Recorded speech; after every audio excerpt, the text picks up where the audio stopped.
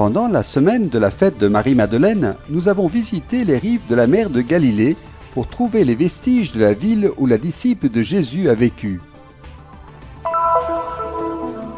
À l'occasion de la journée mondiale des grands-parents et des aînés, l'histoire de la famille Chomali de Beit Sahour et la transmission de la foi entre les générations. Le 22 juillet, au monastère de Latroun, une femme laïque a fait le vœu de chasteté selon l'ordre cistercien. Elle poursuivra sa mission dans le monde en tant que pédiatre. L'histoire de Sami al-Youssef, le premier laïc à occuper le poste d'économe général du patriarcat latin de Jérusalem. Le projet musical Amouage Choir entre Hébron et Bethléem, fondé par Michael et Cantoni et Mathilde Vitu, ouvre une fenêtre sur le monde pour les jeunes Palestiniens.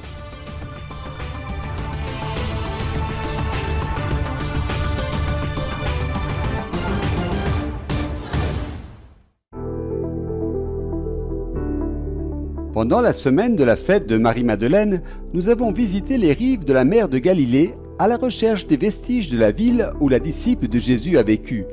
Les premières fouilles à Magdala, sur un terrain acheté par la custodie de Terre Sainte, ont commencé en novembre 1971, sous la direction de frère Virgilio Corbo et frère Stanislao Lofreda. Les fouilles se sont poursuivies les années suivantes grâce aux efforts du Studium Biblicum Franciscanum. Les premières fouilles ont été menées par le père Corbo dans les années 1970. Une partie de la ville et surtout la place ont été découvertes. L'essentiel des fouilles a été réalisé entre 2006 et 2012. Une série de fouilles dirigée par Stefano De Luca pour la custodie de Terre Sainte a mis au jour des ruines qui sont encore visibles aujourd'hui. Surtout, elles ont mis en lumière un port de la ville de Magdala, datant de l'époque romaine. C'est une découverte très importante qui définit très bien l'importance de cette ville dans la région, économiquement et aussi militairement. En 2008, la découverte des piscines thermales a également permis de trouver de précieux lots de poteries en céramique, de pots à parfum et de bijoux. Parmi les résultats les plus importants, on a découvert le monastère byzantin et les bâtiments de la ville romaine. Avec la campagne de cette année, nous avons repris notre travail ici à Magdala pour essayer de reconstruire, ou plutôt de comprendre, les différentes phases de la ville. Comment la ville a évolué au fil du temps, de la fin de la période hellénistique à la période islamique. Pour la docteure Katia Citrin-Silverman de l'Université hébraïque de Jérusalem, spécialiste des périodes islamiques et médiévales, il est intéressant de voir ce qu'il est advenu des sites chrétiens sous la domination islamique. Et elle a aussi une théorie sur le développement de l'industrie sucrière dans la région.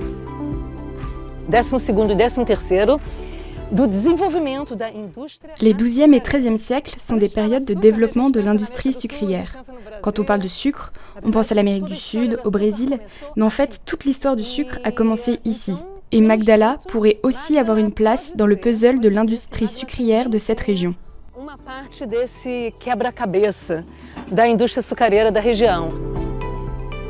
Ces dernières décennies, les rives du lac ont connu de nombreux changements.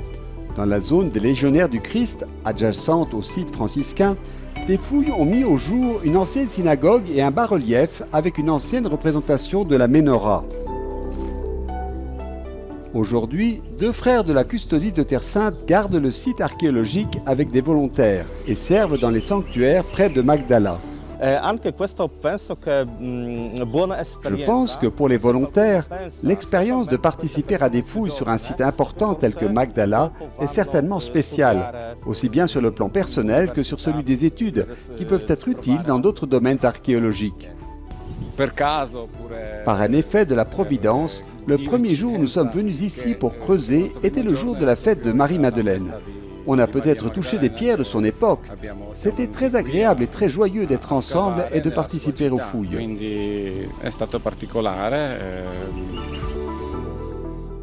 Les fouilles de Magdala ont le grand mérite de contribuer à notre compréhension de la vie autour de la mer de Galilée à l'époque de Jésus. Et ils nous rapprochent aussi extraordinairement de la figure de Marie, la disciple de Jésus.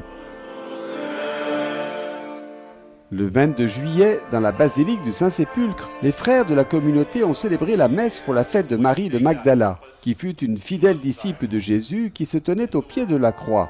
La première à qui, le matin de Pâques, le Seigneur est apparu en l'appelant par son nom.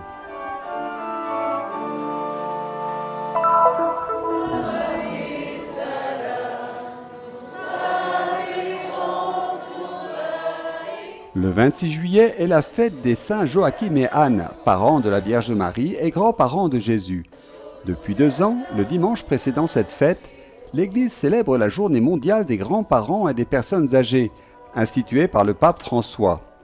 La vocation des personnes âgées est de garder les racines, de transmettre la foi aux jeunes et de prendre soin des petits, écrivait le pape dans le message de l'année dernière pour cette fête. À Betsahour vit la famille Chomali depuis 4 générations. Une famille qui est un exemple vivant de transmission de la foi d'une génération à l'autre. La foi se transmet comme un héritage. Mes petits-enfants me voient aller à la messe tous les dimanches. À la maison, nous prions ensemble.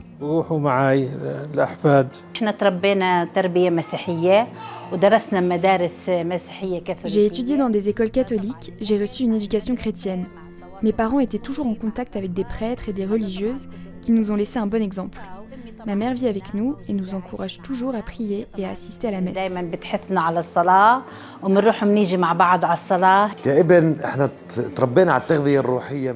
Enfants, nous avons grandi spirituellement grâce à nos parents. La foi se transmet tout d'abord comme un héritage culturel. Lorsque nous avons approfondi notre foi, nous sommes devenus chrétiens de manière plus consciente.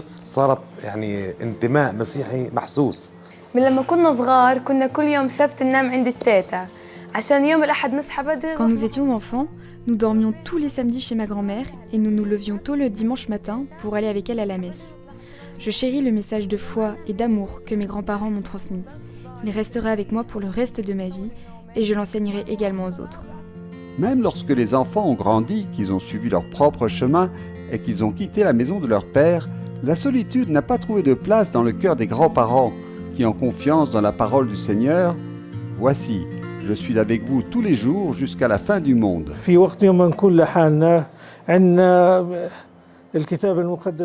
Lorsque nous sommes seuls dans la maison, nous lisons la Bible et prions toujours le chapelet ensemble. Nous allumons des bougies et de l'encens.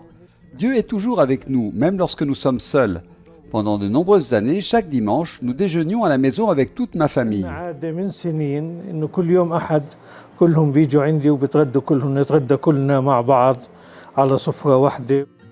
Shaukat est à la retraite depuis plusieurs années, mais pour lui, l'annonce de l'Évangile et la transmission de l'expérience vivante de la foi sont un devoir de toute une vie.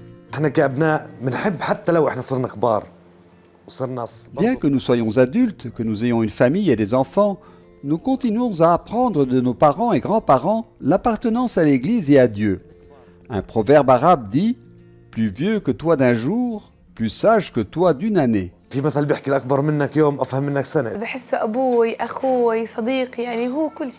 grand-père est mon père, mon frère et mon ami.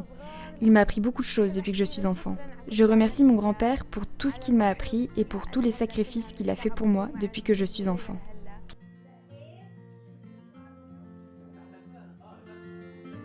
La Bible recommande de prendre soin des pères et des grands-pères. Jésus lui-même sur la croix a confié au disciple Jean le soin de s'occuper de sa mère.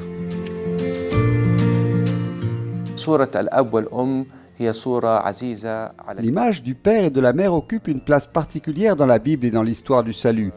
J'ai sous les yeux un passage du livre de Ben Sira le sage. Celui qui honore son père expie ses péchés. Celui qui honore sa mère est comme celui qui amasse des trésors. Celui qui honore son père aura la joie de ses enfants et sera entendu le jour de sa prière.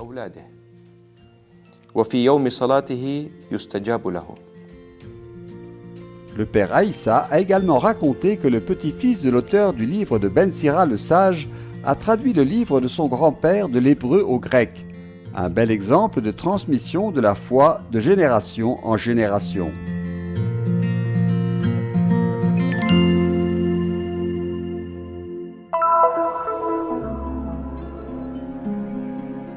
Prachi est une pédiatre. Elle rêvait de se marier et d'avoir beaucoup d'enfants. Mais Dieu la voulait toute à lui, dans une consécration virginale selon l'ordre cistercien, mais vivant encore dans le monde. C'est vivre dans le monde, c'est vivre une vie très cachée et discrète, et de cette façon, être son instrument caché dans le monde. C'est vivre avec le cœur de Dieu, au cœur du monde. J'ai vraiment apprécié, et je me suis sentie chez moi.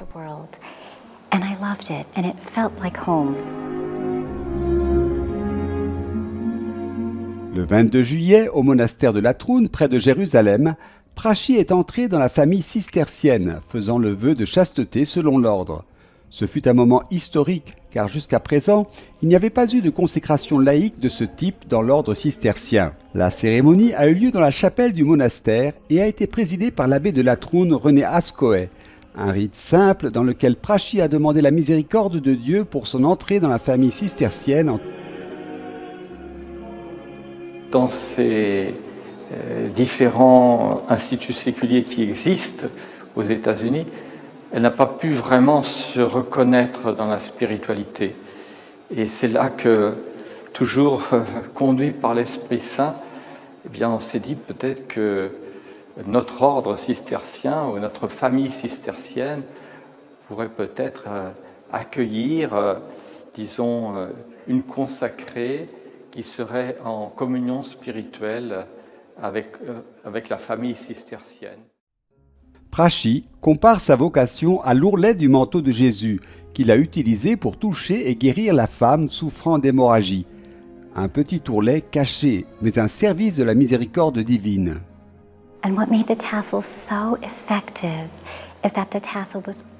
Qu'est-ce qui a rendu l'ourlet si efficace ? Le fait qu'il était toujours uni au Christ. Il était toujours connecté au Christ et en même temps, il était libre d'aller là où le vent ou l'esprit le prenait. Et je me suis dit, c'est ce que je veux être. Je veux être l'ourlet du manteau du Christ. Je veux être uni à lui et libre dans le monde. I want to be tethered to him and free in the world.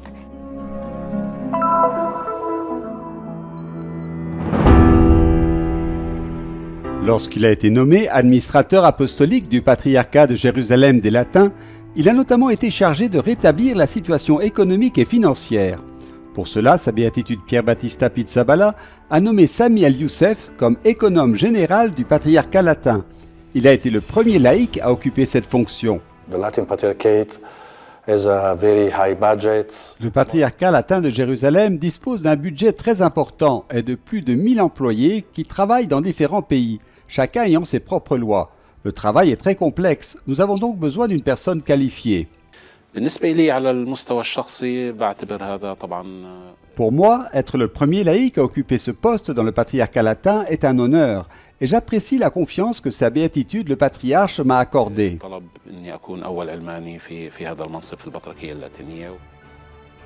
Par le passé, Samuel Youssef a occupé plusieurs postes dans ce domaine, notamment celui de vice-président de l'université de Bethléem pour les affaires financières et celui de directeur régional de la mission pontificale à Jérusalem.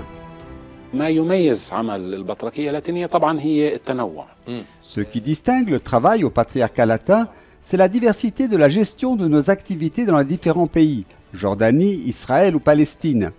Nous devons également tenir compte de la culture des différentes sociétés pour gérer les activités économiques et financières dans des réalités différentes. Selon Samuel Youssef, parmi les changements les plus importants qui ont été apportés, figure l'introduction de contrôle de la gestion financière, en particulier le principe du budget annuel. Au début de chaque exercice, des critères sont fixés et les taux de change surveillés pendant un an, afin de garantir la stabilité financière.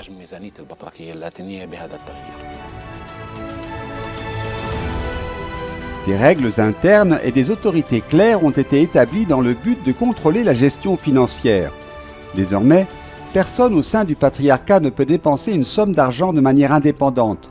Chaque chèque ou virement est toujours revêtu de 2 signatures.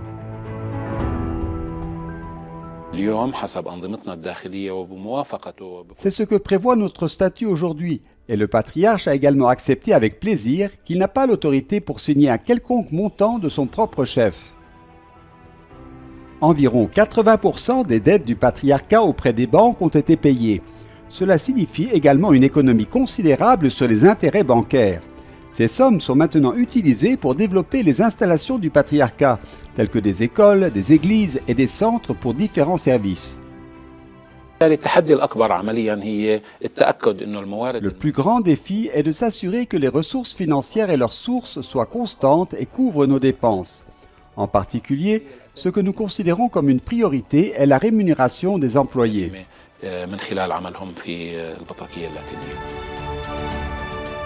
La coopération entre les laïcs et les prêtres est un modèle de réussite dans la gestion des affaires de l'Église.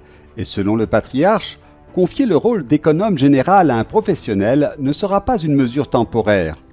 Il est évident que Sami ne restera pas éternellement dans cette position, mais aujourd'hui, il est absolument nécessaire de nommer un professionnel dans l'administration.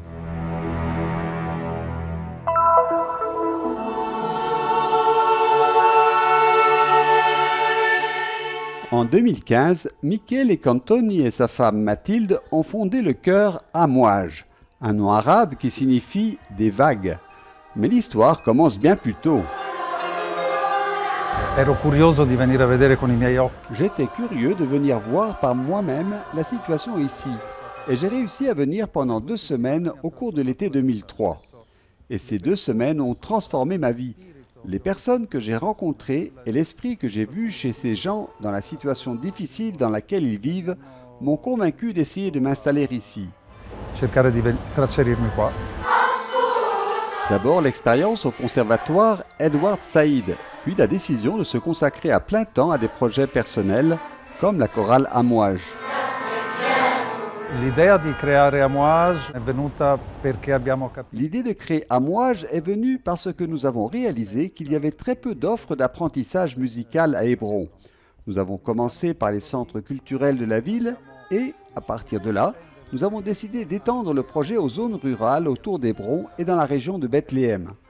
Nous avons des enfants qui viennent à la fois des villes, des zones rurales et des camps de réfugiés.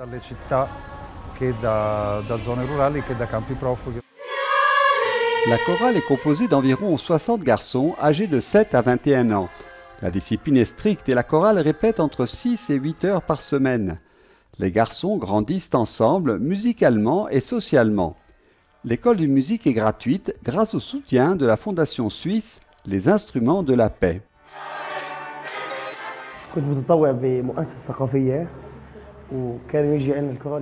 J'étais bénévole à l'association culturelle où la chorale Amouage répétait. Ils m'ont plu et maintenant je suis avec eux depuis presque 1 an. La chorale m'apporte beaucoup. Des amis, la possibilité d'apprendre différents types de musique et de découvrir des musiciens étrangers.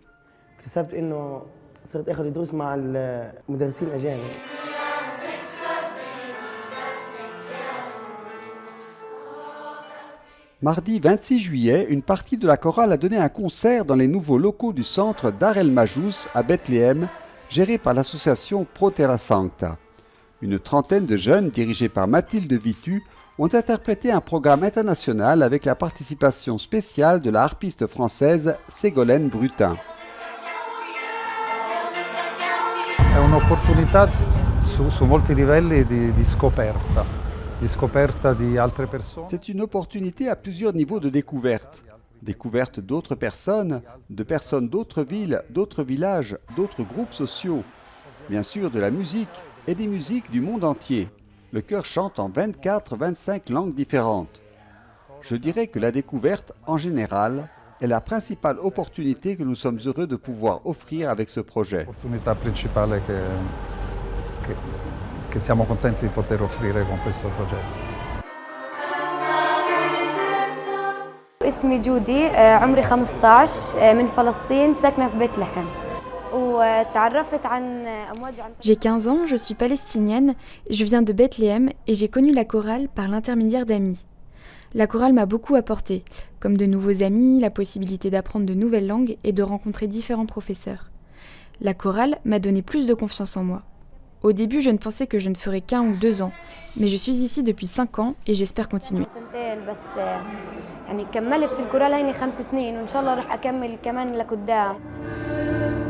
La chorale Amouage a déjà à son actif plusieurs tournées, y compris internationales, grâce au soutien de plusieurs organisations.